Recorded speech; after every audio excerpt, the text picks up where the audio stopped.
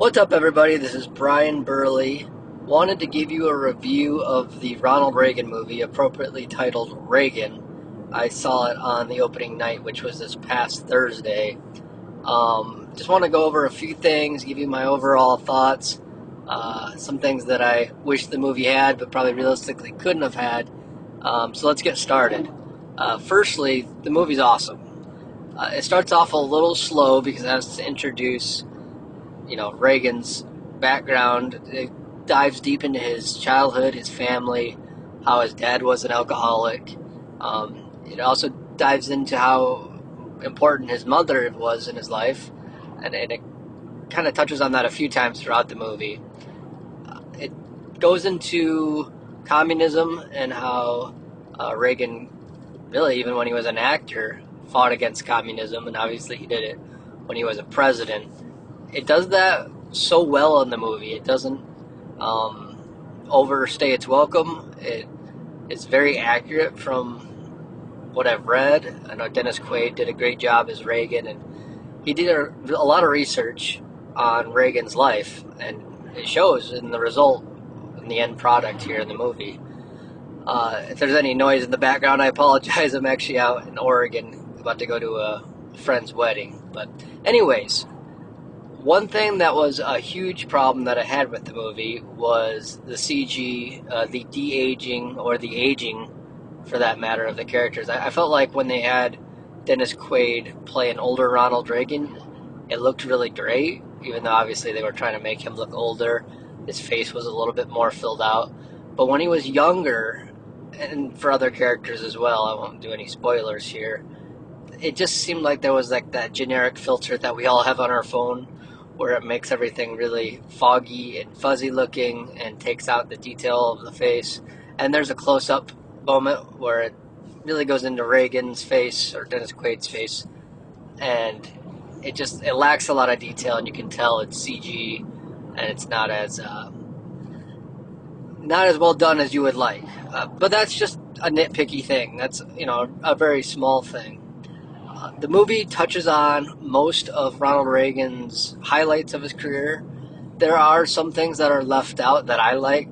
Ronald Reagan, spoiler alert, is my favorite president of all time, even though I wasn't alive when he was president. Just everything that he stood for, his public speaking, his accomplishments, and how he really set the Republican Party onto a new path. He was my favorite president.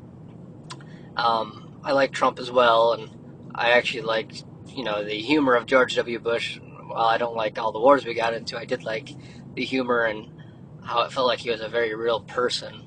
Alright, but off on that tangent, the movie does a good job of jumping into almost nearly every highlight of Reagan's presidency and a lot of his life. It goes into his acting career and how that was kind of floundering. It goes into his presidency, and that's where... and there might be some spoilers throughout all this. I mean, it's kind of a given that, of course, they're going to go into his presidency and his acting career if you've seen the trailer or if you know anything about Ronald Reagan. But there's this part that's missing that bugs me. Obviously, the assassination is a big part of Ronald Reagan's life, and that's why it was such a big deal that Donald Trump had that assassination attempt where he got shot in the ear, because that's such a rare thing to see happen and then to live through it. It does a really great job of going through that assassination, but if you guys remember, there's this clip of Reagan. He's speaking in front of a large audience, and I believe it's a kid pops a balloon, and it goes pop, and Reagan doesn't really even stop in the speech. He just says, "You missed me," and everybody starts laughing. There's, of course, the debate moments that we all know about that made Ronald Reagan, historic and memorable. Those are touched on, but there are some things like that moment where Reagan says, "You missed me," that I would have liked to see in the movie. Now, not a lot of people know that moment, but if you go back and watch it, that's pretty awesome.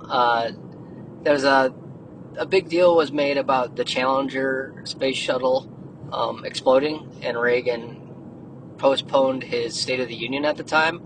That's not touched on in the movie, which I feel like is kind of potentially a missed opportunity, but maybe it just didn't have a lot of relevance in the grand scheme of what they were trying to accomplish. I mean, there is the Cold War, and there's this thought of having, Star Wars essentially, and it jumps into that really in depth, but it doesn't actually go into a lot of detail in terms of like what he does as a president in terms of State of the Unions. It could have gotten an extra layer, but the movie's almost 2.5 hours, so I don't blame the producers for not wanting it to be that long.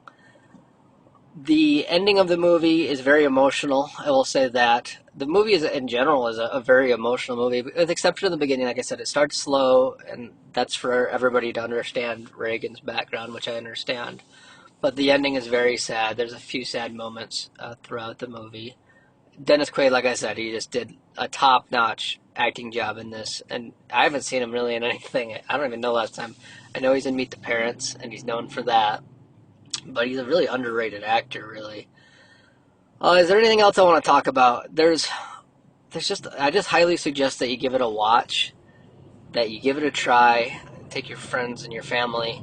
It's a historical movie in a lot of ways. It talks about what many people consider, one of the brightest moments in the last 50 years of our country. And it's actually the basis. Reagan is the basis for what Trump tried to campaign on. If you didn't know, Make America Great Again is actually Ronald Reagan's campaign slogan, and Trump took it and used it and ran with it, obviously. It wasn't as front and center of Ronald Reagan's presidency or campaigning, not as much as It's Morning Again in America, which that doesn't even get really touched on that much in the movie. And once again, they can't go into everything for an hour, otherwise this movie would be longer than the Titanic, and no one wanted that. It was already about the right length. If it would have been any longer, it would have probably overstayed its welcome. So it'd be interesting to see if they come out with a DVD, and if there's any deleted scenes of things that I'm mentioning, or things that you guys can think of that should be in the movie that are not.